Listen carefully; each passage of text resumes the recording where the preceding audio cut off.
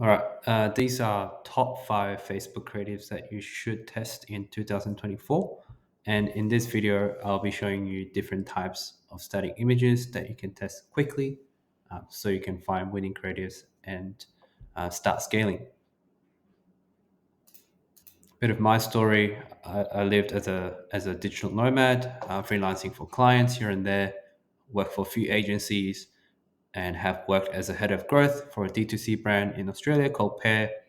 And in this channel, I just want to share any marketing lessons that I've gathered in the past 4 to 5 years. So you must be wondering why test static images. Here are a few reasons why. Number one, you get speed. Um, you can go to a graphic designer and get a static image made straight away. Number two, static images, you don't have a lot of real estate compared to a video in terms of length. So you need to be straight to the point, and that can really help you verify a certain marketing angle. Number three is cost effective.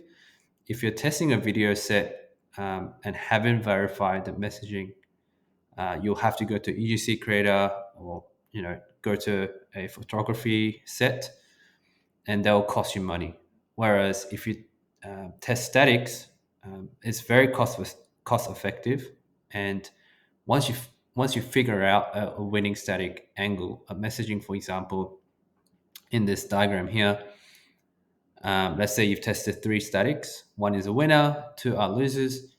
Then once you have found that winning message, you can branch that winning concept into, again, another static format. It can be a GIF, and then you can now invest into a video.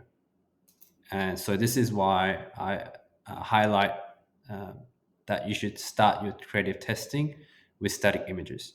And my philosophy in terms of creative testing has always been minimal viable testing, so you can save time and save the cost. Okay, so here's the first one: is product only photos. The key point here is number one is raw imagery. Number two is a product close up. So these are super raw, doesn't require a model, it's simply just a product shot. So when people scroll through the feed, they exactly know what the product the brand is selling, and they'll stop scrolling or keep scrolling if they don't want that product.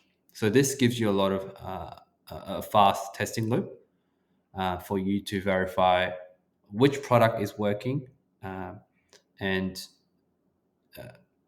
and this particular static works really well in fashion, apparel, and jewelry. And one tip here is your photos must focus on the product rather than the background slash scenery. Number two is lifestyle static. Again, this is very similar to the previous one. You're focusing on the raw photo shoot imagery. Again, these are not videos, these are simply photo shoots.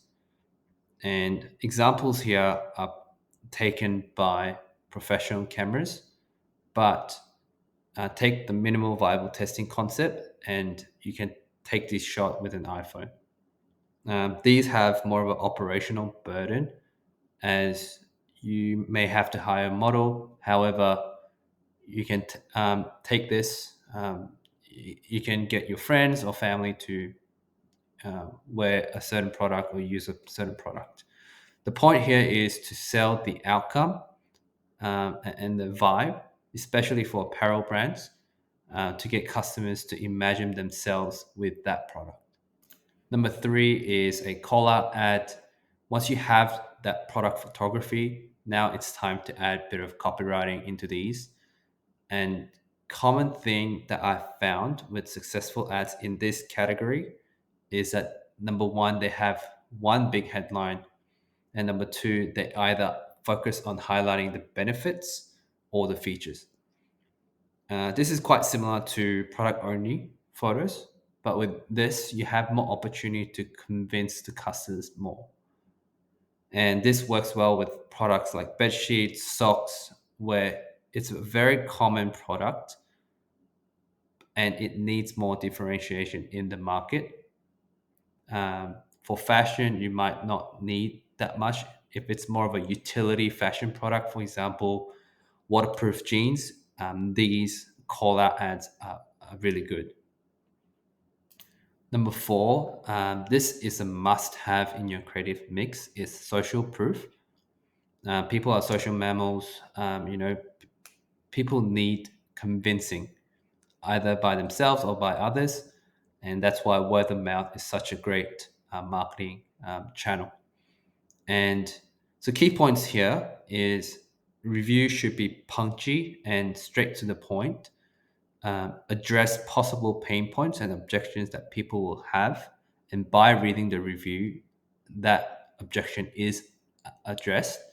Go to your reviews app, find unique but really helpful reviews. For example, I wouldn't recommend you to put a review where it's saying, oh, the product arrived safely and fast, or reviews such as customer service is great, they answered my questions promptly, because these are just a must have, just a standard for ecom brands. So there's no point of you putting that in the review.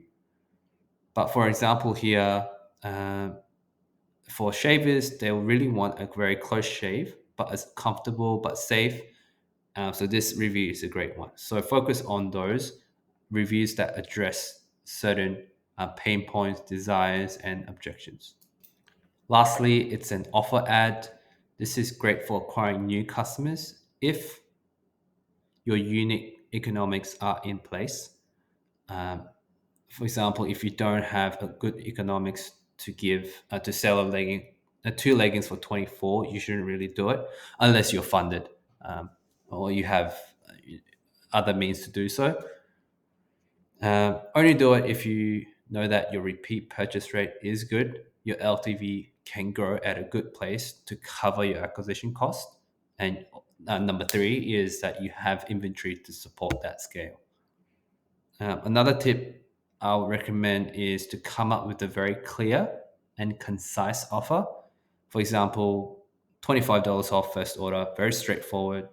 Uh, two leggings for 24, and people will think, oh, it's $12 for one legging. That's very clear and concise. Don't go with buy two leggings if you order above 150, or get two leggings for 24 if you buy this certain product. That gets really complicated, and you don't want your customer confused within your customer journey. Um, a very important uh, tip for you is test multiple offers, such as buy one, get one free, two for 24, buy three, get one free. I have tested these offer stacks many, many times with the same product. But sometimes the offer you think that is great for the customer, is a no-brainer for the customer, doesn't end up converting well. So, lesson here is remove your bias and test all of it. So these are top 5 statics that you should test on Facebook. Go and test these out for your brand. And if you have any questions, let me know in the comments below. I'll see you in the next video.